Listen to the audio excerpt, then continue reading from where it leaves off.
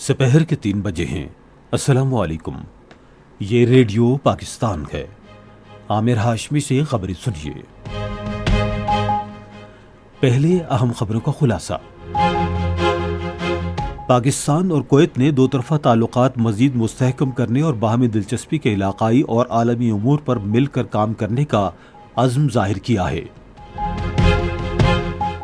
پاکستان اور ترکی نے تجارت، سرمایہ کاری اور دفاع کے شعبوں میں باہمی مفید تعلقات مزید مضبوط کرنے پر اتفاق کیا ہے۔ صدر نے کہا ہے کہ پاکستان محفوظ، مؤثر اور ماحول دوست نقل و حمل کے نظام کو فروغ دینے کے لیے پرعزم ہے۔ وزیر منصوبہ بندی نے دہشت گردی کی تمام اقسام کے خاتمے کے لیے حکومت کے عزم کا اعادہ کیا ہے۔ وزیر توانائی نے کہا ہے کہ صارفین کو ارزاں نرخوں پر بجلی کی فراہمی کے لیے تمام ممکنہ اقدامات کیے جا رہے ہیں۔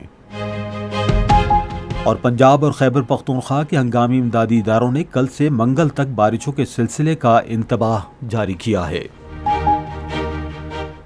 اب خبریں تفصیل کے ساتھ۔ پاکستان اور کویت نے دو طرفہ اور باہمی دلچسپی کے علاقائی اور عالمی امور پر مل کر کام کرنے کے عزم کا اعادہ کیا ہے۔ اس عزم کا اظہار وزیر اعظم شہباز شریف اور کویت کے ولی عہد شہزادہ شیخ صباح الخالد الحمد المبارک الصباح نے نیو یارک میں اقوام متحدہ کے جنرل اسمبلی کے 79ویں اجلاس کے موقع پر ملاقات میں کیا۔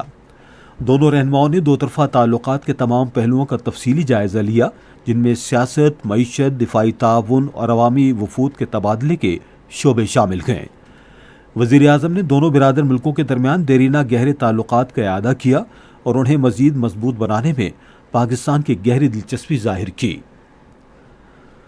پاکستان اور ترکی نے تجارت، سرمایہ کاری، دفاع اور سلامتی کے شعبوں میں باہمی مفید تعاون کو مزید مضبوط کرنے پر اتفاق کیا ہے۔ یہ اتفاق رائے وزیر اعظم شہباز شریف اور ترکی کے صدر رجب طیب ایردوان کے درمیان نیو یارک میں اقوام متحدہ کے جنرل اسمبلی کے 79ویں اجلاس کے موقع پر ملاقات میں ہوا۔ دونوں رہنماؤں نے اسلام آباد میں آئندہ ہونے والے 7ویں پاکستان ترکیہ اعلیٰ سطح کے تصویراتی تعاون کونسل کے اجلاس کی تیاریوں کے حوالے سے بات چیت کی۔ انہوں نے علاقائی اور عالمی صورتحال، خصوصاً غزہ میں جاری نسل کشی اور سنگین انسانی صورتحال پر بھی تبادلہ خیال کیا۔ انہوں نے غزہ میں انسانی بنیادوں پر فوری جنگ بندی اور جارحیت کے خاتمے پر زور دیا۔ وزیر اعظم نے بھارت کے غیر قانونی زیر قبضہ جموں و کشمیر کے مظلوم افراد کے لیے ترکی کی مسلسل حمایت کو بھی سراہا۔ ملاقات کے دوران صدر ایردوان نے وزیر اعظم شہباز شریف کی اقتصادی پالیسیوں کو سراہا، جنہوں نے پاکستان کی معیشت کو مستحکم کرنے میں اہم کردار ادا کیا۔ صدر آصف علی زرداری نے محفوظ، پائیدار، مؤثر اور ماحول دوست نقل و حمل کے نظام کو فروغ دینے کے لیے حکومت کے عزم کا اعادہ کیا ہے۔ انہوں نے چین کے شہر بیجنگ میں عالمی پائیدار ٹرانسپورٹ فورم 2024 سے ویڈیو لنک کے ذریعے خطاب کرتے ہوئے کہا کہ پاکستان دیر پا ترقیاتی ہدف کے حصول کے لیے چین کے ساتھ مل کر کام کرے گا، جس سے امن اور خوشحالی کا ایک نیا دور شروع ہوگا۔ صدر نے فورم کو آگاہ کیا کہ پاکستان نے خواتین کے لیے خصوصی طور پر پنک بسیں متعارف کرائی ہیں تاکہ انہیں محفوظ، آرام دہ اور قابل رسائی پبلک ٹرانسپورٹ کی سہولت فراہم کی جا سکے۔ انہوں نے واضح کیا کہ پائیدار سڑکوں کے ذریعے پاکستان کے دیہات تک پورا سال رسائی میں نمایاں بہتری آئی ہے اور یہ اب 92% ہو گئی ہے۔ انہوں نے کہا کہ دیہی رسائی میں بہتری سے دیر پا ترقی کے علاوہ دیہی لوگوں کو ضروری سہولیات کی فراہمی میں مدد ملے گی۔ وزیر ترقی و منصوبہ بندی احسن اقبال نے دہشت گردی کے تمام مظاہر کے خاتمے کے لیے حکومت کے عزم کا اعادہ کیا ہے۔ انہوں نے آج اسلام آباد میں ایک کانفرنس سے خطاب کرتے ہوئے کہا کہ ہم چاہتے ہیں کہ پاکستان کا مستقبل خوف، نفرت اور تشدد سے آزاد ہو۔ انہوں نے کہا کہ ملک میں اب تک ہونے والی نمایاں ترقی مسلح افواج، قانون نافذ کرنے والے اداروں اور عوام کی جرأت اور حوصلے کے مرہون منت ہے۔ تاہم انہوں نے کہا کہ آئندہ چیلنجز قومی اتحاد و یکجہتی، عزم و حوصلے اور جامع سوچ کے متقاضی ہیں تاکہ انتہا پسندی کی وجوہات کو ختم کیا جا سکے۔ وزیر منصوبہ بندی نے کہا کہ حکومت تنقیدی سوچ، رواداری اور تکثیریت کے فروغ کے لیے نصاب میں اصلاحات کر رہی ہے۔ یہ خبریں آپ ریڈیو پاکستان سے سن رہے ہیں۔ توانائی کے وزیر اویس احمد لغاری نے کہا ہے کہ صارفین کو سستی بجلی کی فراہمی کے لیے تمام ممکنہ اقدامات کیے جا رہے ہیں۔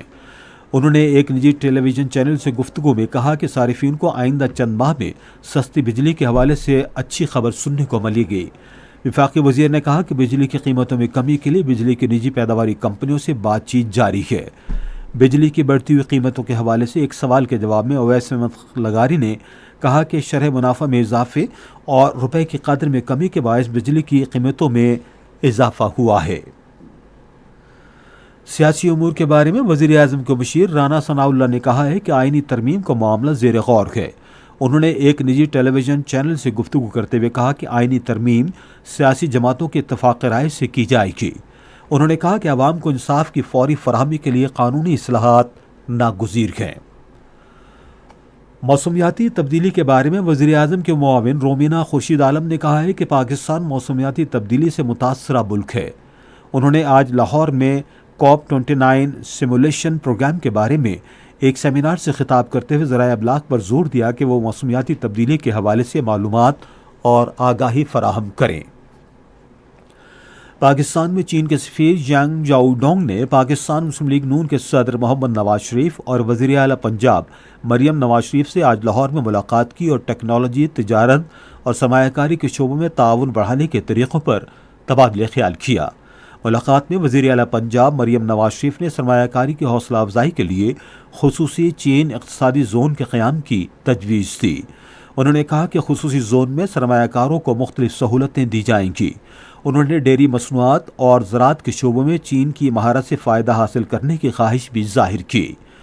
چین کے سفیر نے پنجاب میں دوہری اقسام کے بیجوں کی کاشت کے فروغ دینے کی تجویز دی اور کاشتکاری کے جدید طریقوں اور پانی کی بچت کے بارے میں 1000 پاکستانی کسانوں کو تربیت دینے کی پیشکش کی۔ ٹیکس گزاروں کی طرف سے فیڈرل بورڈ آف ریونیو میں ٹیکس گوشوارے جمع کرانے میں 5 دن باقی ہیں۔ تفصیلات کے مطابق ادارے نے واضح کیا ہے کہ ٹیکس گوشوارے جمع کرانے کی مدت میں کوئی توسیع نہیں کی جائے گی۔ تربت سے گرفتار کی گئی خودکش حملہ آور خاتون عدیلہ بلوچ نے اسے دہشت گرد عناصر کے جال سے بچانے پر بلوچستان حکومت کا شکریہ ادا کیا ہے۔ عدیلہ بلوچ نے آج کوئٹہ میں ایک نیوز کانفرنس میں کہا کہ وہ ایک کوالیفائڈ نرس ہیں، تاہم بدقسمتی سے وہ بعض ایسے عناصر سے رابطے میں آ گئیں جنہوں نے انہیں خودکش حملہ کرنے پر اکسایا۔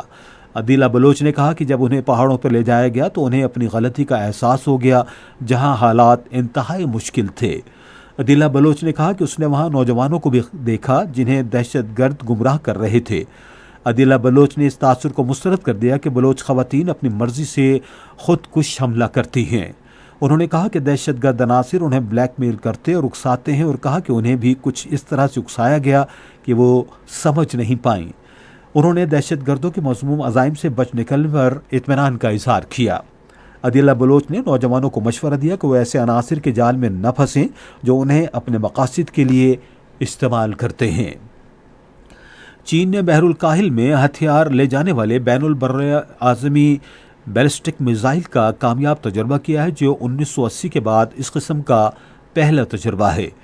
چین کی وزارت دفاع کے مطابق یہ تجربہ سالانہ تربیت پروگرام کا حصہ ہے۔ بین الاقوامی سمندری حدود میں داغا جانے والا میزائل چین کی عسکری صلاحیتوں میں ایک اہم سنگ میل ہے۔